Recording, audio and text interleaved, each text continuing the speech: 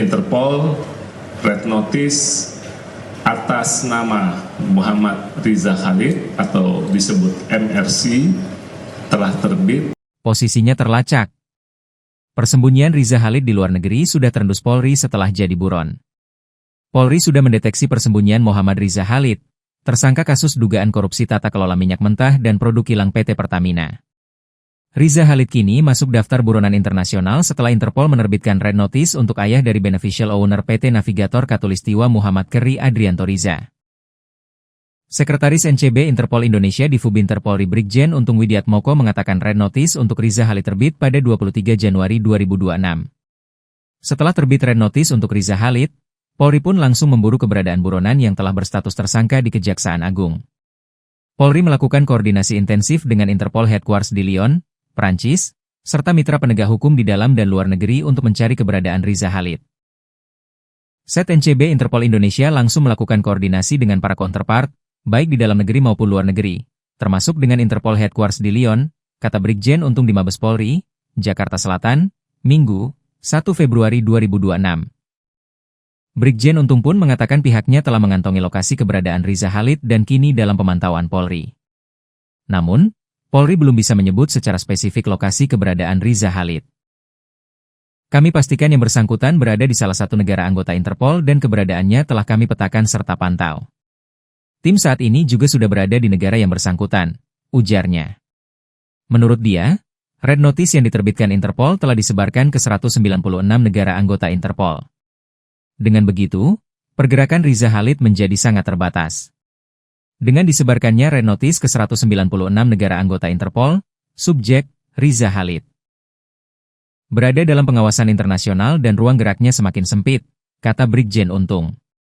Nah, hari ini, hari Minggu, tanggal 1 Februari, secara resmi kami sampaikan bahwa kami dari Set NCB Interpol Indonesia menyampaikan berita bahwa Interpol Red Notice atas nama Muhammad Riza Khalid atau disebut MRC telah terbit pada hari Jumat tanggal 23 Januari 2026 atau seminggu yang lalu.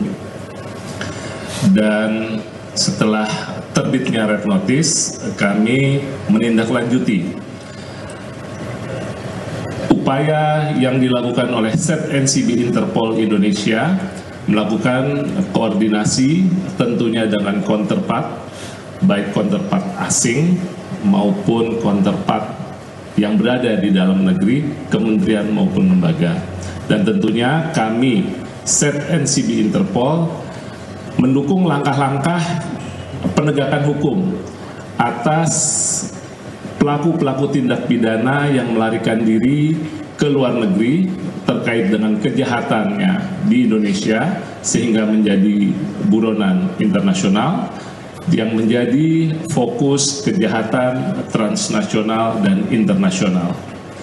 Secara teknis, kami sudah melakukan koordinasi dengan counterpart kami, dengan Interpol Lyon, dan tentunya rekan-rekan menanyakan pula bagaimana proses terbitnya Interpol Red Notice atas subjek Interpol Red Notice yang bernama MRC tersebut.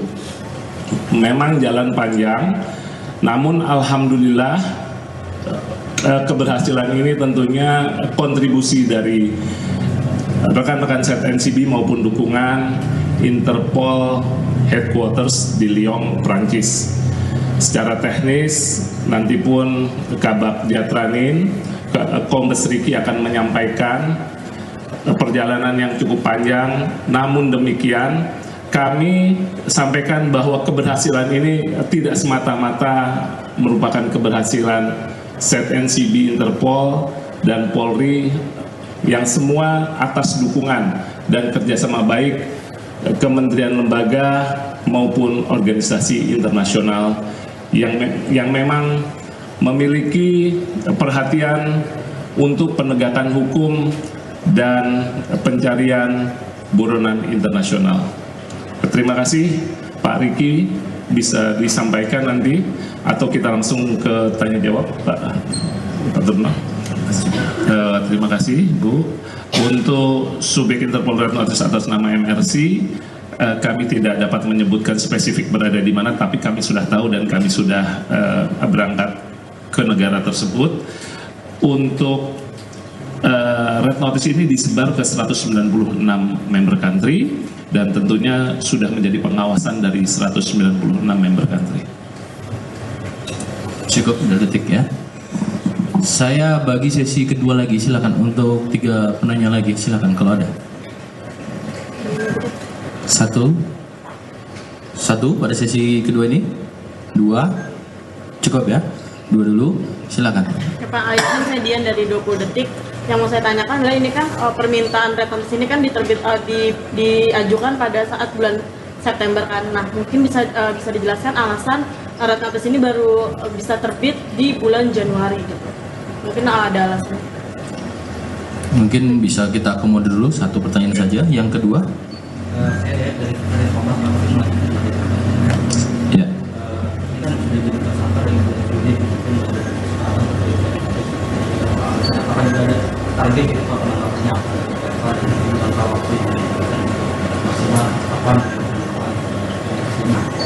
Baik, terima kasih. 1 pertanyaan dalam 2 makna yang ingin ditanyakan dalam proses dari penetapan tersangka. Yang 1 sejak dari permintaan di bulan September 2025. Kami persilakan Pak ZNCB. Ya. Terima kasih Bu. Memang bulan September, tapi kami untuk berbagi, Pak Riki berkenan menjelaskan dan menjawab. Silakan Pak Riki. Terima kasih Pak Karopenmas, Pak Kabapendum dan Pak ZNCB. Langsung saja menjawab pertanyaan ya. Kenapa kemudian waktunya berproses sampai kurang lebih menjelang 4 bulan? Memang ada sebuah mekanisme yang harus dilalui di kantor pusat Interpol di Lyon. Setiap usulan yang kita ajukan itu akan dilakukan sebuah proses asesmen. Nah, asesmen itu akan dilakukan dengan melakukan pertimbangan-pertimbangan dari berbagai macam aspek. Kebetulan ada sebuah perbedaan melihat persoalan korupsi antara kita, sistem yang berlaku di negara kita dengan korupsi yang berlaku di negara-negara lain.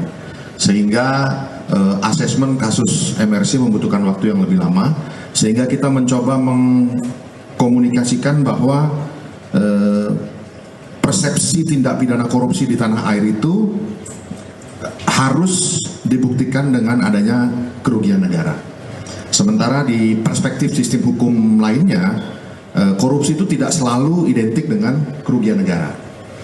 Nah, kerugian negara ini dianggap sebuah peristiwa yang erat dengan dinamika politik.